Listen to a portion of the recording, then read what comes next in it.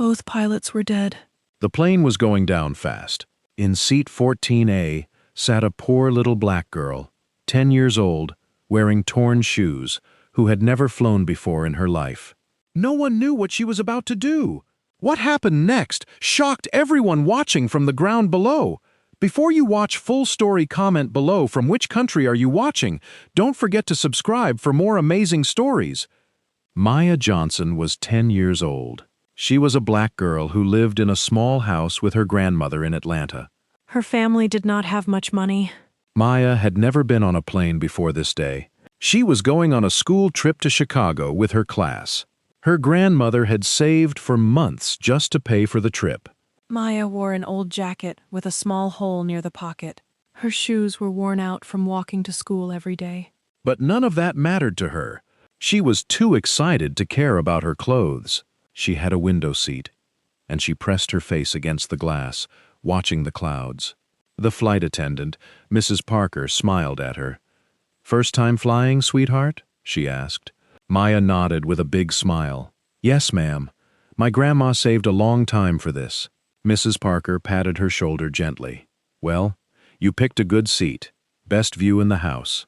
Maya laughed and looked out the window again. She had no idea that in less than 1 hour, she would be the only hope for everyone on that plane. The flight was smooth for the first 30 minutes. Then, without warning, the plane shook hard. Maya grabbed her seat with both hands. Some passengers screamed. A loud bang came from the front of the plane.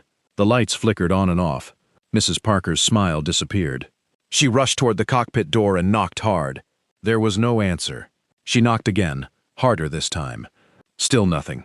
Inside the cockpit, Captain Daniels and First Officer Reyes had both suffered a sudden and rare medical emergency caused by a cabin pressure failure. By the time Mrs. Parker opened the door with her emergency key. Both men were already gone. She checked their pulses with shaking hands, but there was nothing she could do. She stepped back in shock, tears filling her eyes. The autopilot was still holding the plane steady for now, but warning lights had begun blinking across the panel, and no living person was left at the front of the plane to answer them. Mrs. Parker grabbed the radio microphone with trembling hands. "Mayday, Mayday, this is Flight 212. Both pilots are dead. I repeat, both pilots are dead. We need help." Air traffic control answered right away, their voice tight with concern. "Flight 212, this is Chicago Center. We copy your mayday. Please stand by. Is there anyone on board who can fly the aircraft?" Mrs. Parker looked around in panic. There were no other pilots on the flight, just regular passengers, tired business travelers, and a group of tired school children. Her heart sank. She did not know what to do. Back in the cabin, passengers were crying and praying.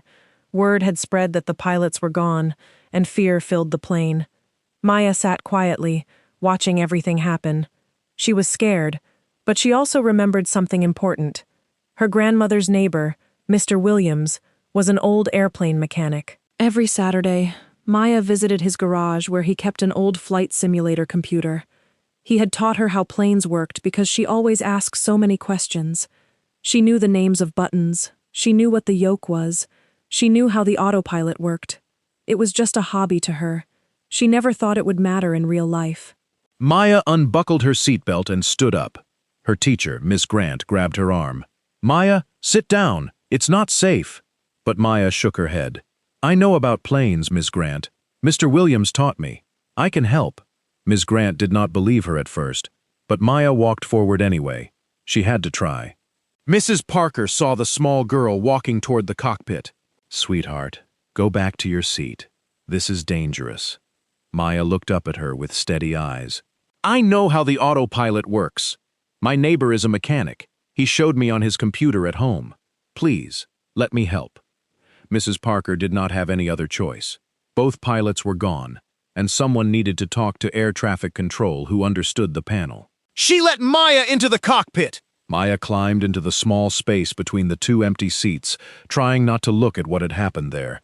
She looked at the buttons and screens instead. Some of it looked just like the simulator at Mr. Williams' garage.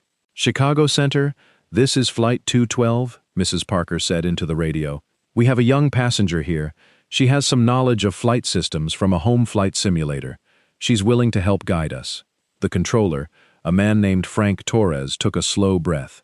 Copy that. What is her name? Mrs. Parker answered. Her name is Maya, Frank replied. Okay, Maya. My name is Frank. I need you to stay calm and tell me what you see in front of you. Maya looked at the panel. I see a screen that says autopilot is on. There's a light blinking red near the fuel gauge, and there's a small screen with numbers going down. Frank's team on the ground quickly understood the plane was slowly losing altitude, and one engine was losing power. Frank spoke slowly and clearly. Maya, I need you to find a switch that says altitude hold. Can you see it? Maya searched the panel carefully. Yes, I see it. It's a small switch, blue color. Good job, Maya, Frank said. Now I need you to press it gently, just once. Maya reached out with her small hand and pressed the switch. The plane steadied slightly. Mrs. Parker let out a breath of relief. It's working, she said softly. For the next 20 minutes, Frank guided Maya step by step. He explained things in simple words, the same way Mr. Williams used to explain the simulator to her. Maya repeated every instruction back before doing it, just like she had learned. The plane slowly leveled out. But there was still a problem. The plane needed to land, and autopilot alone could not do a safe landing with a damaged engine and no pilots left to fly it. Frank made a call to a nearby retired pilot, a man named Robert Diaz, who lived close to the airport and had flown planes for 30 years. Robert rushed to the control tower to help guide the landing through radio, since no one could reach the plane in time. Robert's voice came on the radio, calm and steady. Maya, my name is Robert. I flew planes for a very long time. You are doing great. We are going to land this plane together, okay? Maya nodded, even though he could not see her. Okay, she said quietly. Robert guided her to reduce speed slowly and adjust the descent using the same controls Frank had shown her. Mrs. Parker held the control wheel gently, following the small changes Maya pointed out, since Maya was too small to reach the pedals herself. It was truly teamwork between the 10-year-old girl, the flight attendant, and the voices on the radio guiding them from the ground. As the plane came down toward the runway, emergency trucks lined up on both sides, ready for anything. The passengers held hands and prayed. Ms. Grant held Maya's classmates close.